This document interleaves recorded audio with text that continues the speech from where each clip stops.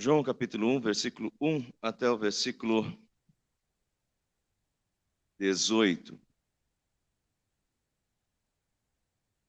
João 1, 1 a 18.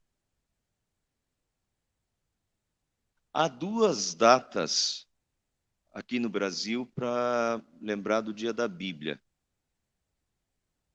Eu não tenho exata certeza por que foi colocado no segundo domingo de dezembro, mas com certeza, se foi colocado em dezembro, tem a ver com essa passagem aqui. Jesus é a palavra que se tornou carne, o Verbo encarnado, né? E provavelmente por isso se colocou no Advento. A palavra se tornou carne. Mas vamos lá. No princípio era aquele que é a palavra. Ele estava com Deus e era Deus. Ele estava com Deus no princípio. Todas as coisas foram feitas por intermédio dele. Sem ele, nada do que existe teria sido feito. Nele estava a vida. E esta era a luz dos homens. A luz brilha nas trevas e as trevas não a derrotaram. Surgiu um homem enviado por Deus chamado João. Ele veio como testemunha para testificar acerca da luz, a fim de que por meio dele todos os homens crescem. Ele próprio não era a luz, mas veio como testemunha da luz. Estava chegando ao mundo a verdadeira luz, que ilumina todos os homens. Aquele que é a palavra estava no mundo, e o mundo foi feito por intermédio dele, mas o mundo não o reconheceu. Veio para o que era seu, mas os seus não o receberam. Contudo, aos que o receberam, aos que creram em seu nome, deu-lhes o direito de se tornarem filhos de Deus, os quais não nasceram por descendência natural, nem pela vontade da carne, nem pela vontade de homem algum, mas nasceram de Deus. Aquele que é a palavra tornou-se carne e viveu entre nós. Vimos a sua glória, glória como do unigênito vindo do Pai, cheio de graça e de verdade. João dá testemunho dele. Ele exclama: Este é aquele de quem eu falei. Aquele que vem depois de mim e é superior a mim, porque já existia antes de mim. Todos recebemos da sua plenitude graça sobre graça. Pois a lei foi dada por intermédio de Moisés, a graça e a verdade vieram por intermédio de Jesus Cristo. Ninguém jamais viu a Deus, mas o Deus unigênito que está junto do Pai o tornou conhecido. Então, qual é a ligação, né? Do segundo domingo de Advento, do segundo domingo de dezembro, dia da Bíblia, com o Advento. Com certeza é o verbo, que em algumas Bíblias é traduzido como palavra, o verbo que se fez carne e habitou entre nós. Quando estava fazendo mestrado, eu tive o privilégio de ter aulas com um professor de grego, que foi professor de grego do meu pai. E esse homem, ele foi para a vida universitária, foi professor universitário, ele é um linguista formado, doutorado, pós-doutorado nos Estados Unidos, e ele acabou se tornando um livre docente em Porto Alegre. E eu tive uma das aulas, e uma aula inteira, ele gastou só com essa palavra. E só com João capítulo 1, versículo 1. E foi uma abertura de mente, de fato. Esse termo em grego, logos, na verdade, ele é um termo que vem da filosofia grega, já de 3 séculos antes de Cristo. É uma palavra muito usada quando se falava da origem do universo. E para os gregos, essa palavra é muito usada como um princípio que gerou ordem no caos. É como se tudo tivesse desorganizado e algo gerasse uma ordem no caos do universo. E esse princípio ordenador, que ordenou todas as coisas, que gerou ordem no caos, era o Logos. com o passar do tempo, essa palavra acabou sendo usada para discurso, palavra. Dá um exemplo para vocês. Isso aconteceu nos 2 lugares que eu tive aí. No Gerd Oven, na sexta-feira à noite, jantar com os funcionários de final de ano, e ontem lá com, né, Iene, Mari e Freik, o almoço dos funcionários também de final de ano. Na sexta-feira, todos os funcionários lá, né, e bem livre, antes de começar, uns lá conversando, outros lá com os brinquedos, se divertindo, enfim, todo mundo passeando de um lado para o outro, espalhado. Aí o Gerd chegou lá, pegou o microfone, deu um assovio, botou ordem no caso. Né? Não, tipo assim, agora é a hora de ajuntar, né? Vamos sentar nas mesas, vamos sentar nas cadeiras, organizar. Perfeito. E daí, todo mundo se reuniu, organizou, sentou e vamos continuar, certo? Precisou de uma palavra. Pega o microfone, a palavra organiza o caos. Estão vendo? Então, mas no princípio, esse termo, filosoficamente, não é um termo que nasce na Bíblia. É um termo que já era usado antes. 3 séculos que essa palavra vem sendo usada. E ela era usada na filosofia grega para o caos, para o início do mundo, e algo que gera ordem no meio desse caos. E o que gera ordem no meio do caos da criação do mundo é o Logos. Perfeito? Agora, então, João vai usar a palavra. A mesma palavra. Em que sentido? No mesmo sentido. É perfeito a utilização da palavra logos. E quando enarchie en logos, no princípio era o verbo. E o verbo estava com Deus e o verbo era Deus. No princípio era o verbo. É uma volta e uma conexão com Gênesis, capítulo 1, versículo 1. No princípio, criou Deus os céus e a terra. Só que essa criação, no princípio, ela ainda era caótica. No princípio, criou Deus os céus e a terra, mas essa criação ainda era caótica. A terra era sem forma e vazia. Trevas cobriam a face do abismo, e o Espírito de Deus se movia sobre a face das águas. Ainda era caótico. O que gera ordem? O verbo. E disse Deus: haja luz. E assim, em cada um dos dias da criação, o verbo, Deus vai dizendo. Quem é o verbo? Jesus. No princípio criou Deus, o Espírito pairava sobre a face das águas, e disse o verbo, Jesus. E disse Deus. E Deus vai dizendo. E quando Deus vai dizendo, as coisas vão acontecendo e as coisas vão se organizando. Luz, dia, noite, astros, organização acima do firmamento e abaixo do firmamento. Uma organização perfeita. Silvia está fazendo biologia de novo, quando você olha, isso tem livros escritos. Moisés não tinha como saber isso. Moisés não podia dominar isso na época. Mas hoje se sabe que qualquer inversão naquela ordem teria gerado caos e as coisas não teriam progredido. A coisa que tinha que acontecer era a luz, porque todo o restante depende da luz. Uma árvore depende da luz, a vida depende da luz. Diz Deus, haja luz, começa pela luz e vai organizando milimetricamente ordem no caos. A palavra, o verbo gera ordem no caos. Ordena. Entende? Todas as coisas. E daí pensa, desde o cosmos até a vida. Jesus é o verbo que ordena, que traz ordem no caos. Universal, do mundo, do universo e do ser humano também. E então Pedro aplica isso brilhantemente e diz: gregos,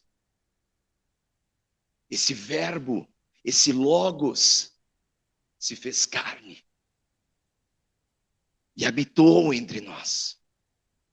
E nós vimos a sua glória, glória como do unigênito do Pai.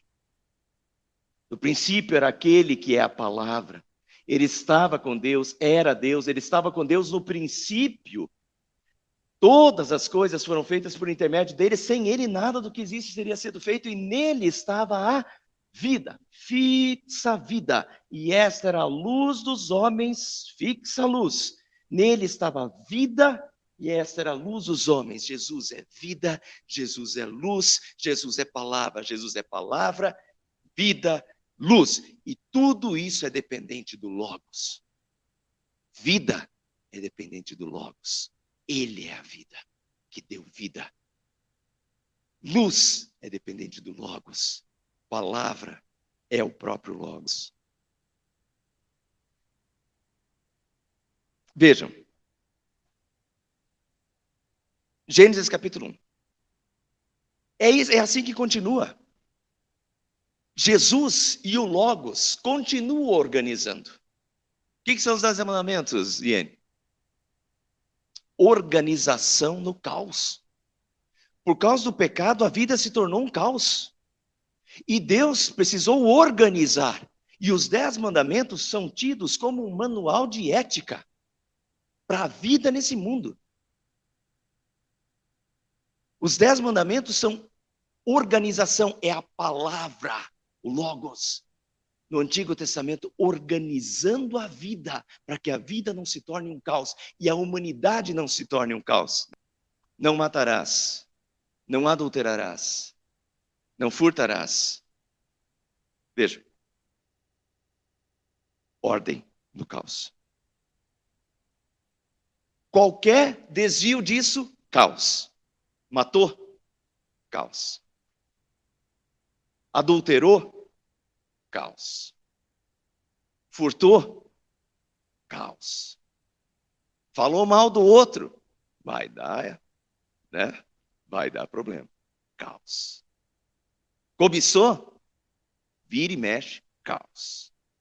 Compreende? Os 10 mandamentos são verbo, são palavra. É Jesus organizando.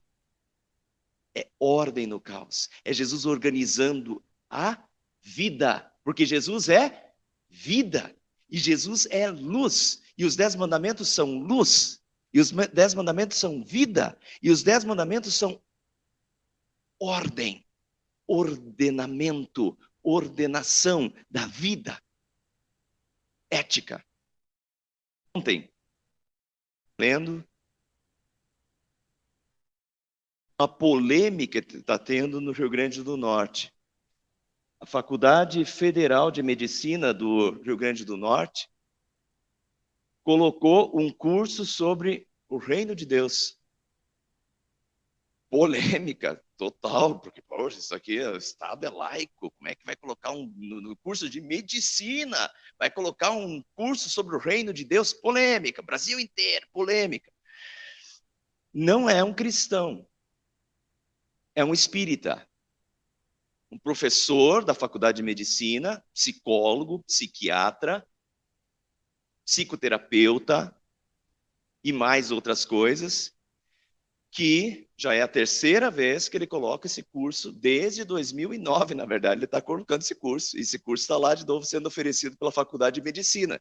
Então caíram matando em cima dele, como é que você coloca um curso desse? Ele falou assim, porque os princípios de Jesus, e se você olha para as palavras de Jesus, e você olha para o exemplo de Jesus, você tem o bem da sociedade, o bem do ser humano.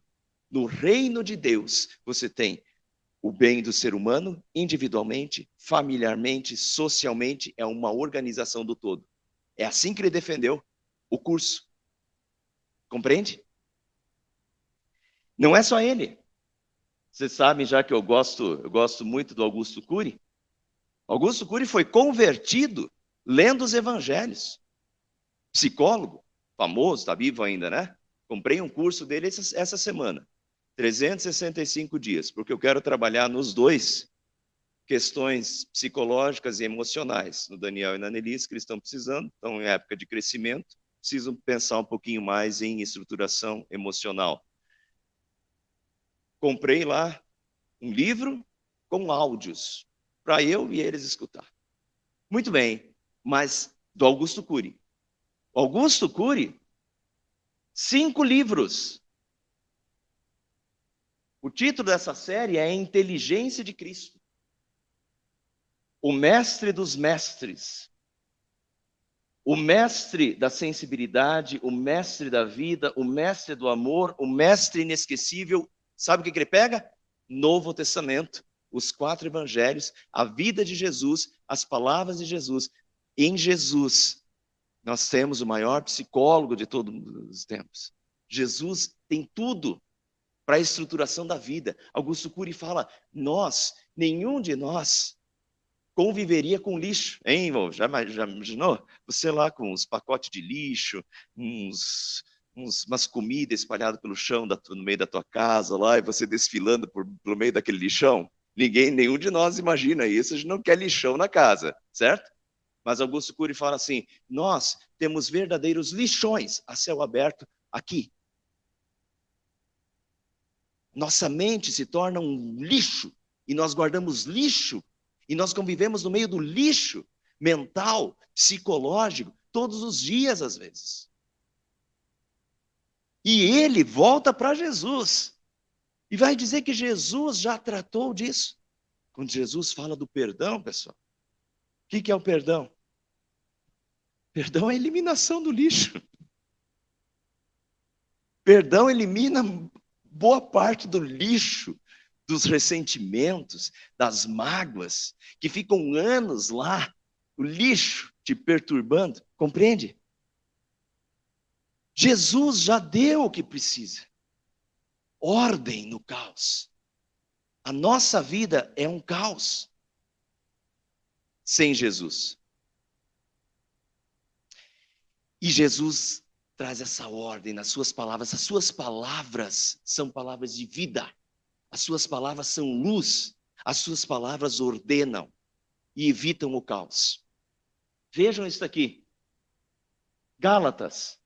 As obras da carne são imoralidade sexual, impureza, libertinagem, idolatria, feitiçaria, ódio, discórdia, ciúmes, ira, egoísmo, dissensões, facções, inveja, embriaguez e orgias.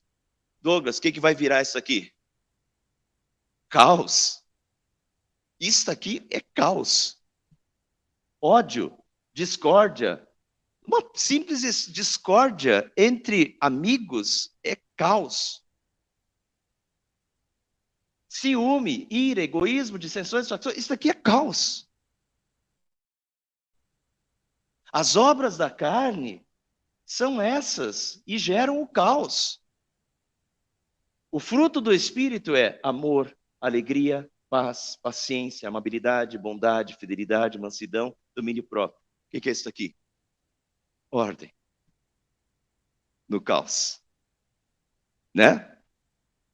E quando nós colocamos isso aqui em prática, na vida, amor, alegria, paz, paciência, amabilidade, e isso é um fruto do Espírito, isso vem de Deus, é verbo, é palavra, é ação do Espírito Santo em nós, a vida, amor, alegria, paz, paciência. Alguém vai se sentir mal com isso aqui? Não. Isso aqui traz paz, isso aqui traz saúde. Saúde psicológica, saúde emocional, saúde até física, porque muitos dos nossos problemas são psicossomáticos, saúde mais saúde física. Isso aqui traz saúde no casamento, na família, no social, entende? No mundo inteiro.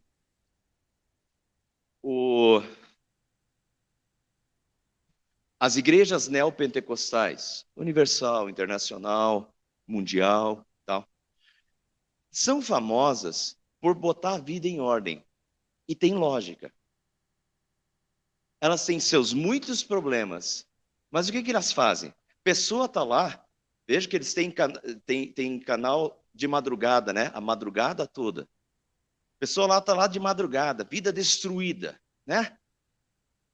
Vida destruída. E daí eles vão na igreja. O que eles falam? Como é que está o teu casamento? Você tem outra mulher? Largue dela, fica com a tua mulher, porque Deus mandou a gente dar valor para a mulher da gente e só ter uma. Largue da outra, fica com a tua, dá carinha para a tua, porque essa é a vontade de Deus para a tua vida. Como é que você está dando atenção para os teus filhos? Ah, está ficando no bar? Volta de casa e fica no bar, bebendo? Não, vem para casa, cuida. Os filhos são uma bênção de Deus. Vai cuidar da tua família, cuida do teu casamento. Ah, não sabe como fazer? Curso para casamento. Bem, tal dia vai ter curso de casamento. Curso de casamento. Curso para os filhos. Vai dar valor para tua esposa, vai dar valor para os teus filhos, porque isso é mandamento de Deus. Vamos organizar a tua vida. Começa por aí. E daí, vai ler a Bíblia todos os dias. Porque esse aqui é o manual do Criador. Vai ler a Bíblia todos os dias. O que acontece? A pessoa começa a ler a Bíblia todos os dias. O amor ao próximo, né? Ela vê o amor ao próximo, começa a organizar. O casamento dela, da pessoa, começa a ir melhor. Relacionamento com os filhos começa a ir melhor. A família começa a ir melhor. O emocional da pessoa começa a ficar melhor, porque tudo está indo melhor. Para de beber. Para com os vícios. Para de ir no bar, gastar dinheiro com porcaria. Sobra mais dinheiro. Organiza financeiramente também. Compreende? Que é um todo. Está mexendo com tudo. Mas o que está acontecendo? De onde vem? A vida era um caos. E usando os princípios de Deus, organiza casamento, organiza família com os filhos, organiza o psicológico, organiza o emocional, começa a tratar o próximo com mais amor, como Jesus falou, organiza o social com os colegas de serviço, etc. A vida, em poucos meses, se torna uma vida completamente diferente do que era antes. Uma vida abençoada. Mas o que a pessoa fez? Onde é que a pessoa errou? Não estava mais buscando. Começou a buscar, colocou em prática o verbo, a palavra, ordenou toda a vida. E por fim, o verbo se fez carne. Nós somos pecadores, infelizmente não conseguiremos deixar de ser. Então o verbo também teve que se fazer carne para carregar os nossos pecados sobre si e pagar por todos eles na cruz. E Jesus fez isso também. Se tornou carne e pagou pelos nossos pecados, nos conquistando vida, perdão, salvação e alegria. Agora, pessoal, para terminar.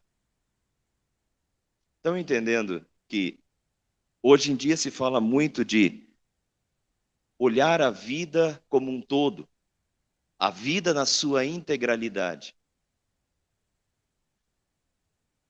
Quando a gente fala para ler a Bíblia, hoje, dia da Bíblia, a gente fala para ler a Bíblia, parece discurso de pastor.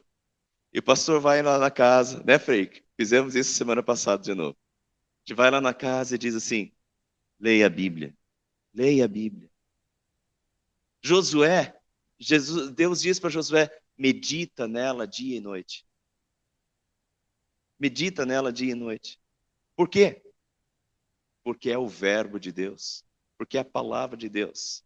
E aqui, pessoal, está a palavra de Deus. A palavra de Deus que nos salva. Salva em que sentido, seu Jaime? Só eternamente, dona Lila? Salva integralmente.